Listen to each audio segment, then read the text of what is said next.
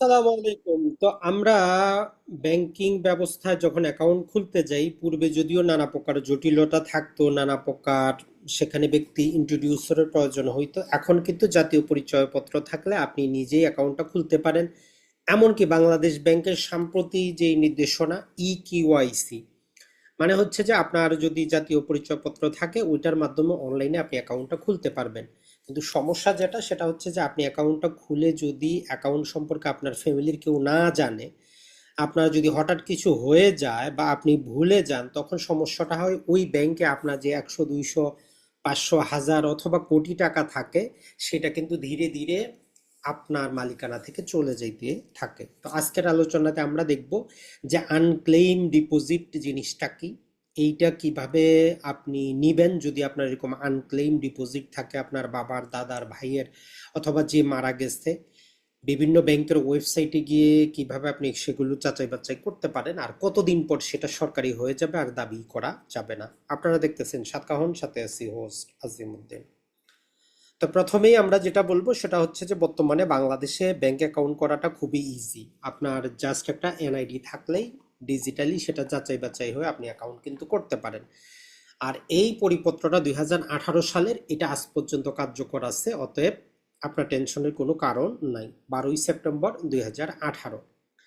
তো এখানে যে জিনিসটা বলা হচ্ছে যে এখানে ধরেন যে নাবালক, 2 নম্বরে হচ্ছে সরকার, 3 নম্বরে হচ্ছে আদালত।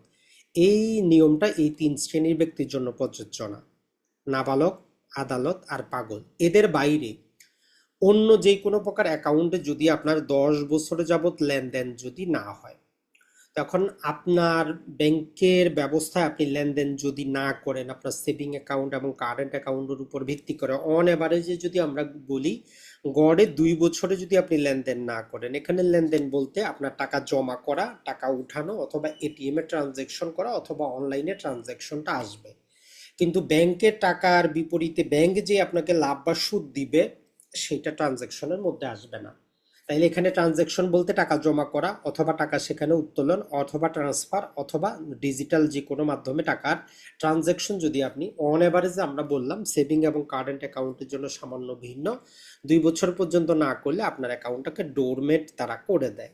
তো এইভাবে কিছুদিন থাকার পর তখন অ্যাকাউন্টটা এইভাবেই থেকে যায়। তো সেই নির্দেশনা দিয়ে বাংলাদেশ ব্যাংক বলতেছে যে 10 বছর পর্যন্ত যদি এই রকম কোনো প্রকার লেনদেন ডোরমেন্ট অবস্থায় কোনো অ্যাকাউন্ট থাকে, তাহলে ওই টাকাটা বাংলাদেশ ব্যাংকে প্রেরণের পূর্বে ওই অ্যাকাউন্টধারীর যে রেজিস্টার ঠিকানা আছে তার ঠিকানায় এই 10 বছর পূর্ব হওয়ার 3 মাস পূর্বে নোটিশ দিয়ে দিবে। যদিও ব্যাংকগুলো দিতে চায় না, কিছু ভালো ব্যাংক দেয়।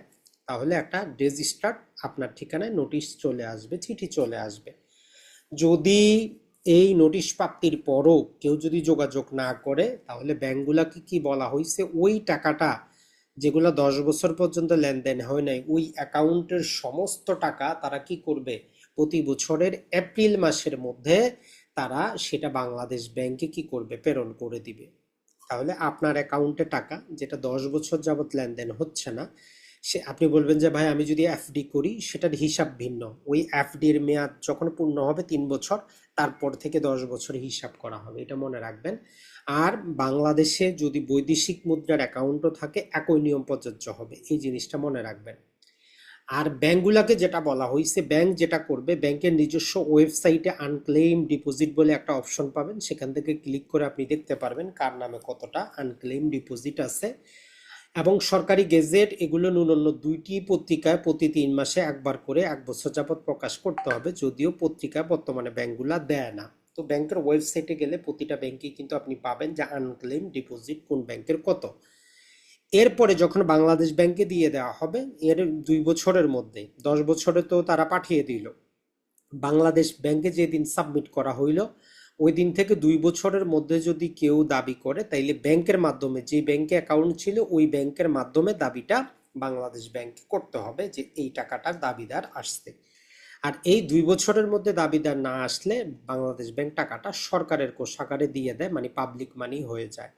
তাইলে এই জন্য আপনারা যে কাজটা করবেন সেটা হচ্ছে, যেটা বলবো, যে অবশ্যই অবশ্যই অ্যাকাউন্ট করার পরে যতগুলো অ্যাকাউন্ট করবেন তার হিসাব লিখে রাখবেন, কোথাও নোট করে রাখবেন, ফ্যামিলির কাউকে জানিয়ে রাখবেন, না হলে আপনার জমানো টাকাটা কিন্তু সরকারি টাকা হয়ে যাবে। এখন অনেক ক্ষেত্রে দেখা যায় যে মানুষের আসলে 500, 1000, 2000 করে টাকা থাকে। তো ওইটার ক্ষেত্রে যেইটা হয়, আপনার কাছে হয়তো 500 টাকা, কিন্তু এরকম 5 লাখ লোকের 500 টাকা থাকলে কিন্তু অনেক টাকা। তো এই জন্য প্রতিটা ব্যাংকেরই ওয়েবসাইটে দেখবেন যে আপনি হাজার হাজার লাখ লাখ টাকা আনক্লেম ডিপোজিট হিসাবে পড়ে আছে। তাহলে আপনি কি করবেন, আনক্লেম ডিপোজিটের তাইলে নিয়মটা জেনে নিলেন যে আপনার যদি কোনো অ্যাকাউন্ট থাকে, সেই অ্যাকাউন্টে যদি আপনি কি করেন, সর্বোচ্চ 10 বছর পর্যন্ত কোনো লেনদেন না করেন, ওই টাকাটা ব্যাংক বাধ্য বাংলাদেশ ব্যাংকে দিয়ে দিতে। বাংলাদেশ ব্যাংক নিজেদের কাছে 2 বছর রাখবে, এর মধ্যেও দাবি না আসলে এটা তখন সরকারকে দিয়ে দেওয়া হবে।